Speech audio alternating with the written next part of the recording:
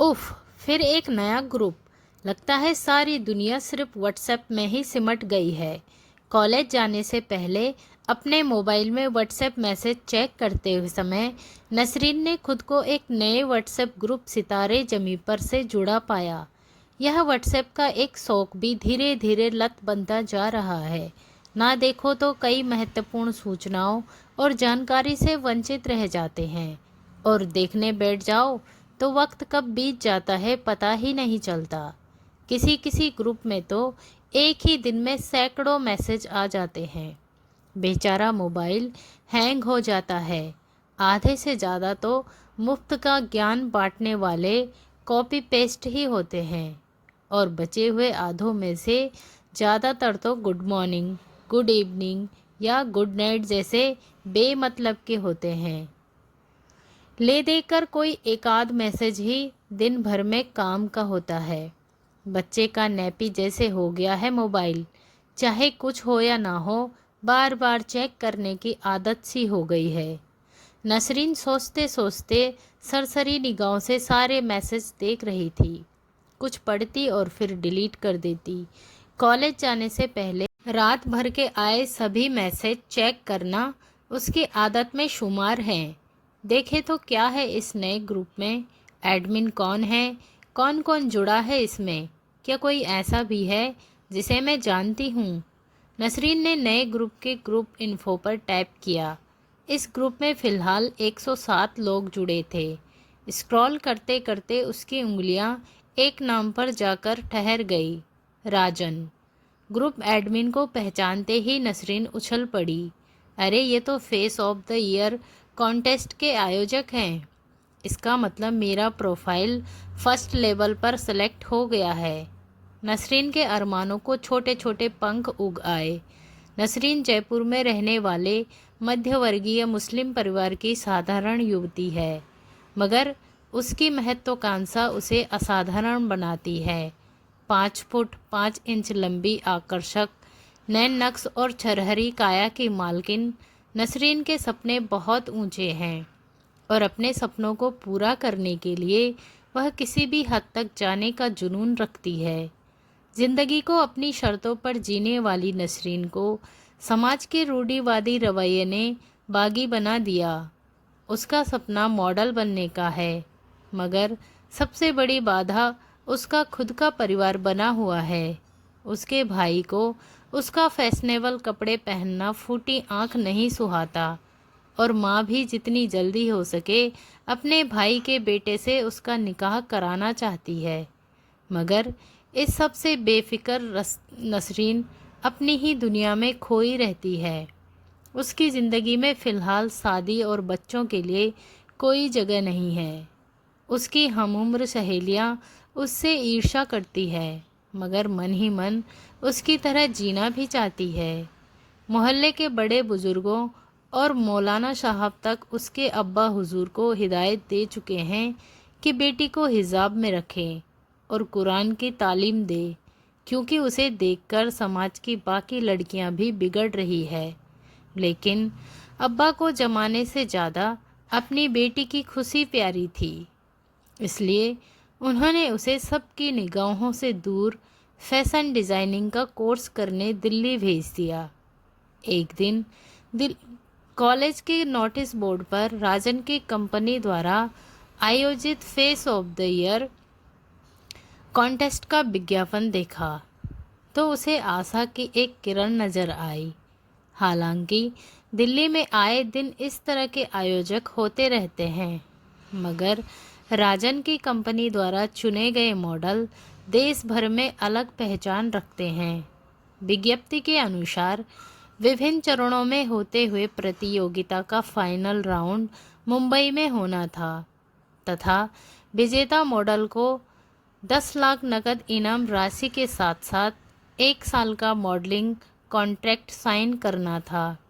यह जानते हुए भी फिल्मों की तरह इस क्षेत्र में भी गॉडफादर का होना जरूरी है। नसरीन ने इस प्रतियोगिता के लिए अपनी एंट्री भेज दी। उसका सोचना था कि वह यह कॉन्टेस्ट जीत गई तो आगे का रास्ता खुल जाएगा। राजन फैशन जगत में जाना माना नाम है। उसकी रंगीन मिजाजी के किस्से अक्सर सुनाई देते हैं। फिर भी उसके लिए मॉडलिंग करना किसी भी नवोदित का सपना होता है। आज खुद इस ग्रुप में राजन के साथ जुड़कर नसरीन को यूँ लगा मानो उसकी लॉटरी लग गई। आज आसमान मुट्ठी में कैद हुआ सा लग रहा था। उसे अचानक नीरस और उबाऊ व्हाट्सएप अच्छा लगने लगा। सब कुछ सिस्टमैटिक तरीके से करना होगा सोचते हुए मिशन की प्लानिंग के हिसाब से सबसे पहले नसरीन ने व्हाट्सएप प्रोफाइल की डीपी पर लगी अपनी पुरानी तस्वीर हटाकर सेक्सी तस्वीर लगाई। फिर राजन को पर्सनल चैट बॉक्स में मैसेज भेजकर थैंक्स कहा। राजन ने जवाब में दोनों हाथ नमस्कार की मुद्रा में जुड़े हुए 2 स्माइली प्रतीक भेजे। यह नसरीन की राजन के साथ पहली चैट थी। एक दिन नसरीन ने अपने कुछ फ़ोटो राजन के इनबॉक्स में भेजे तथा तुरंत ही सॉरी का मैसेज भेजते हुए लिखा, माफ़ कीजिएगा, गलती से सेंड हो गए। It's okay but you are looking very sexy. Rajan ने लिखा, सर मैं इस वक्त दुनिया की सबसे खुशहाल लड़की हूँ क्योंकि मैं आप जैसे किंग मेकर से सीधे रूबरू हूँ। मैं तो एक अदना सा कला का सेवक हूँ। हीरा अपना मोल खुद नहीं आंक सकता। आप नाहक मुझे चने के झाड़ पर चढ़ा रही हैं। जो सच है वही कह रही हूँ। राजन ने 2 हाथ जुड़े हुए धन्यवाद की मुद्रा में भेजे। ओके सर, बाय, कल मिलते हैं।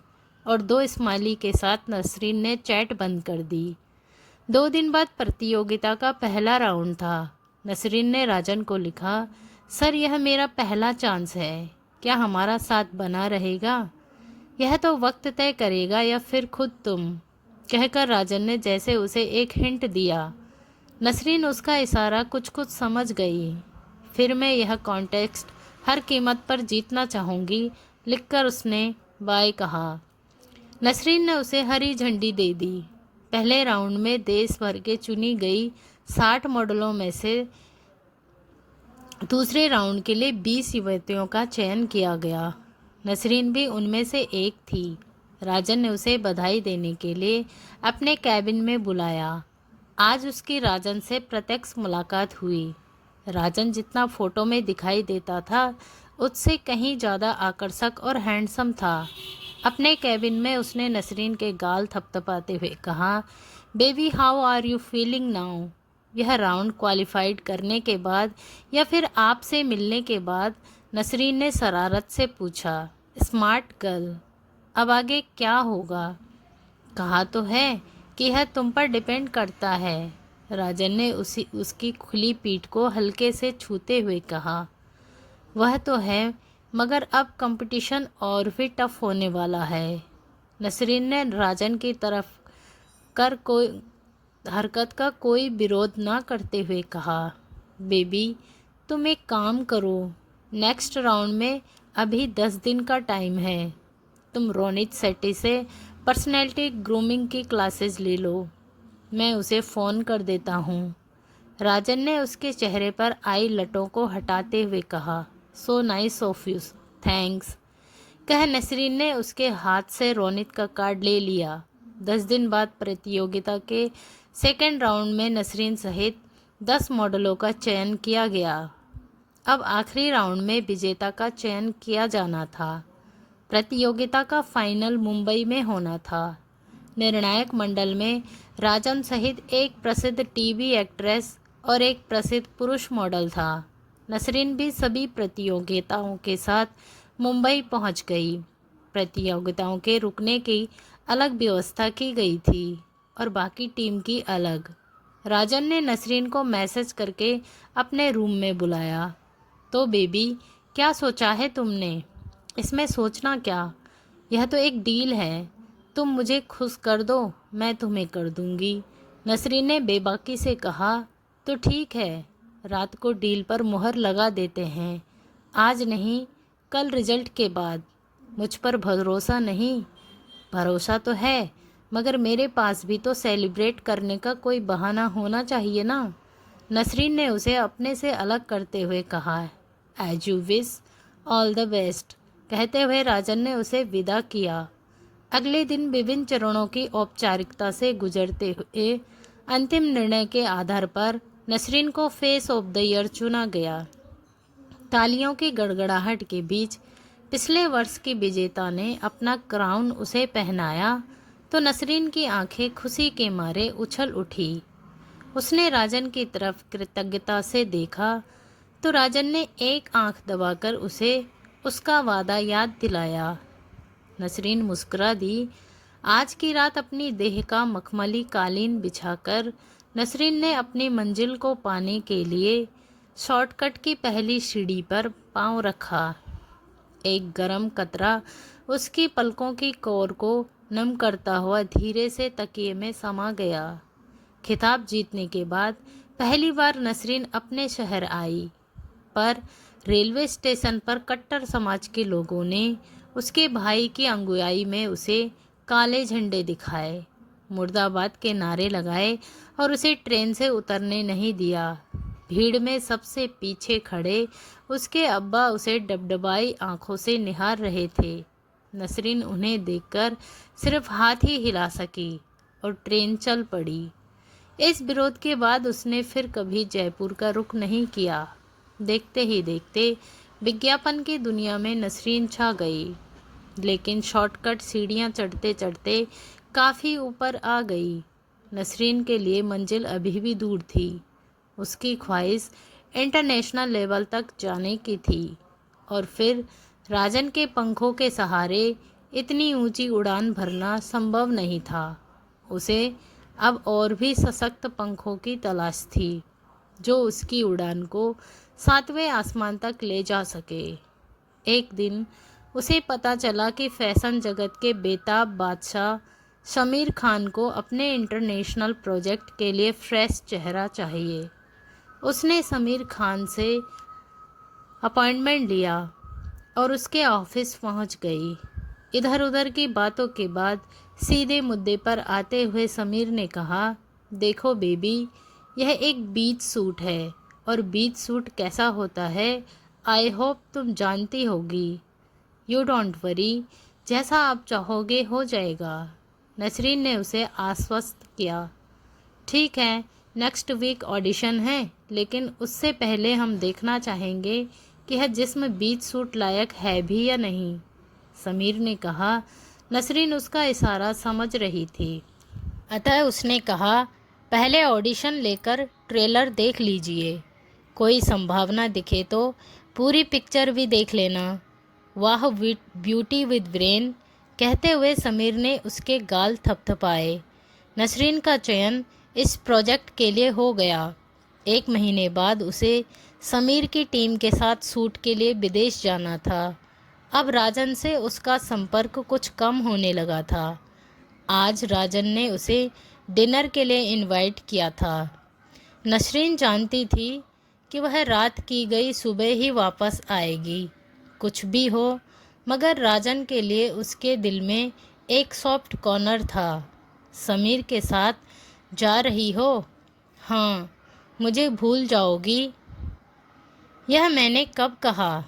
तुम उसे जानती ही कितना हो। 1 नंबर का लड़की खौर है वह। तुम्हें भी कहाँ जानती थी। शायद तुम्हें उड़ने के लिए अब आकाश छोटा पड़ने लगा है। तुम्हें कहीं मुझसे प्यार तो नहीं होने लगा? नसरीन ने माहौल को हल्का फुल्का करने के लिए हंसते हुए कहा, अगर मैं हाँ कह दूँ तो? राजन ने उसकी आंखों में झांका। तुम ऐसा नहीं कहोगी। क्यों? क्योंकि फैशन की इस दुनिया में प्यार नहीं होता। वैसे भी तुम्हारी company face of the year contest फिर से आयोजित करने वाली है। फिर एक नया चेहरा चुना जाएगा जो तुम्हारी कंपनी